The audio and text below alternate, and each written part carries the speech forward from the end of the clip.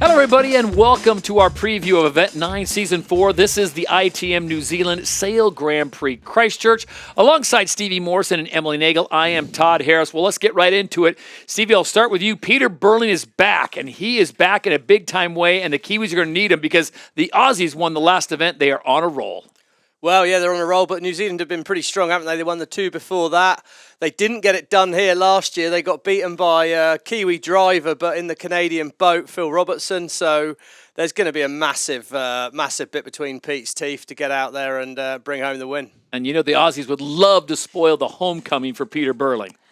They definitely would, and I think there's a few teams out there all with that on their mind. You know, we've heard from Phil Robertson, same thing. He's also a Kiwi sailing for the Canadian team. I'm pretty sure he'd be quite happy to take the win here as well. All right, other breaking news coming into event number 9. The Swiss make it official. Nathan Outteridge takes over for Sebastian Schneider after he steps down for the rest of the season. How big of a move is this, in your opinion, Emily?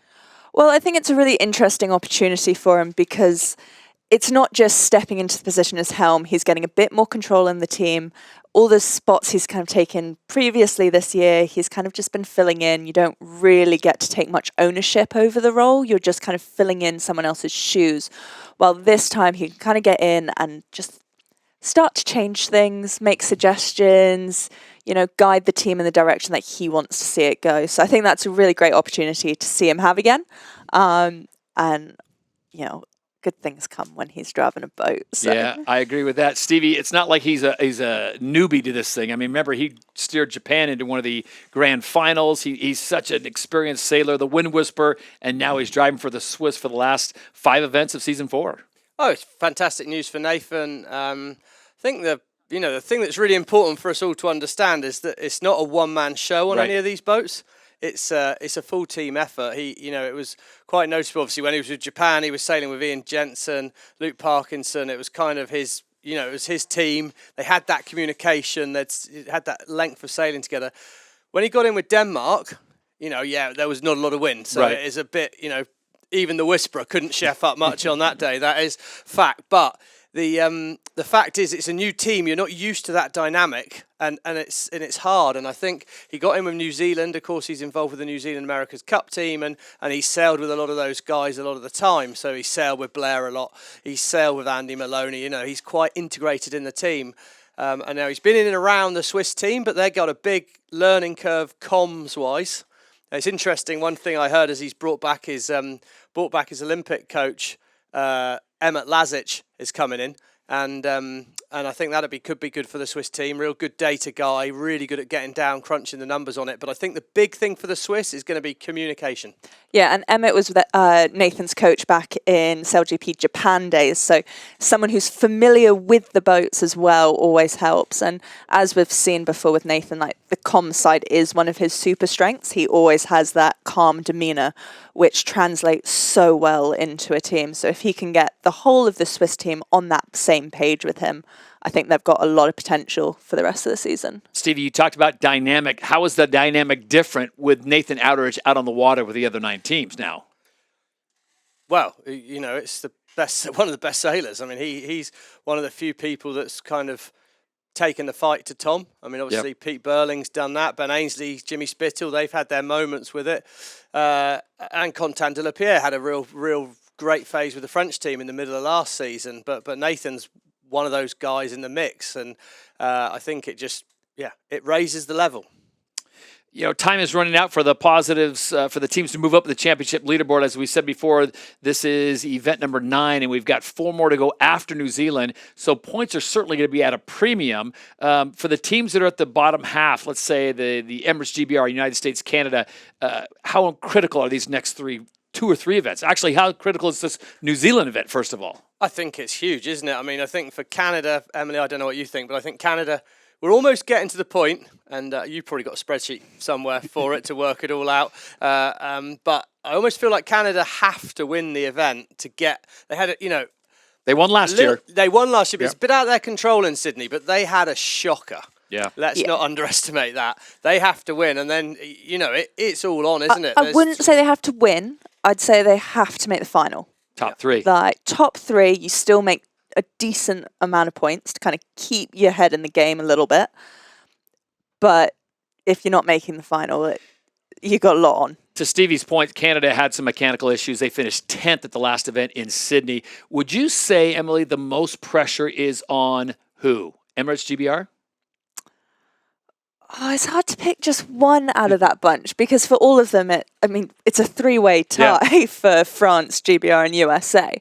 You've got the US who, also new team, pressures on there to kind of figure out how to get these boats going around a course when it's foiling conditions. The places we're headed to, they've all got breeze up next. They do need to be able to get around a course in decent breeze. I think Emirates GBR, Stevie's got to be on that top pressure pack. France, they've been so close for so long there, even as Emily pointed out with the United States, they're sitting on 45 points. And then there's Spain sitting in fourth place, just 4 points off of Rockwell, Denmark, who holds that third and final podium position right now.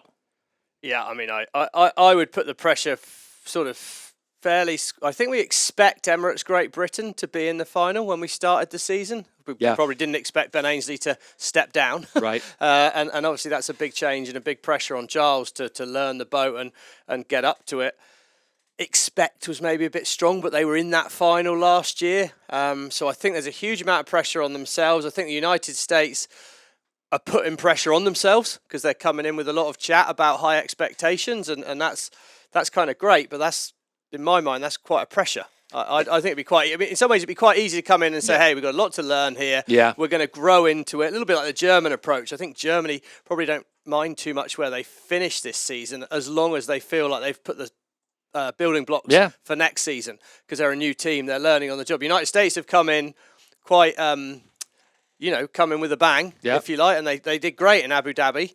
They didn't have a great event in Sydney, but that doesn't surprise me because they're pretty new at the game. I mean, I think that's fine, but the pressure they're putting on themselves with their how they're sort of talking is they got pretty high expectations, which is great, but high expectations, if you then don't deliver on them, that brings a pressure with it, doesn't it? I would say anyway. I think I'd actually say overall the most pressure might be on Denmark because currently they're in the top three, but they're nowhere near safe. No. They've only got 4-point gap on Spain, and 7. Even 7th. There's only a few points behind. All that is one bad event. And it's funny, isn't it? Because that's where maths is cool. Because it'd be very easy for us to say at this event, a lot of teams are out of it.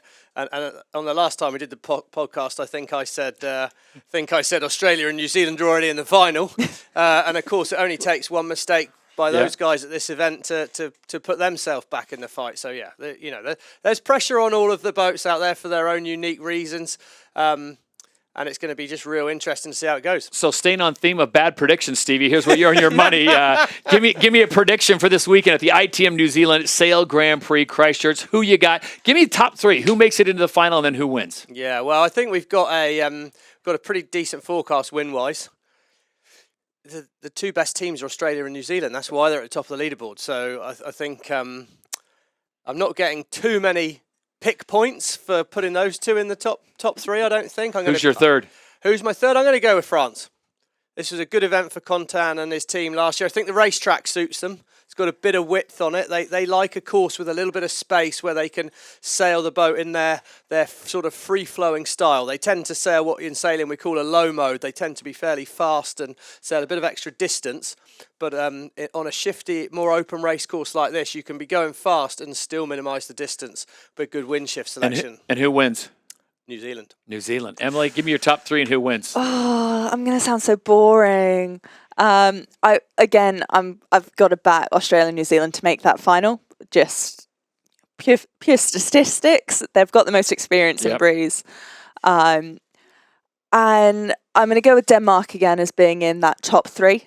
I would say the Kiwis have the advantage for the win, but I'm going to add a full team in there that I don't think is going to make the top 3, but boat to watch that I think could be really interesting this event, Germany.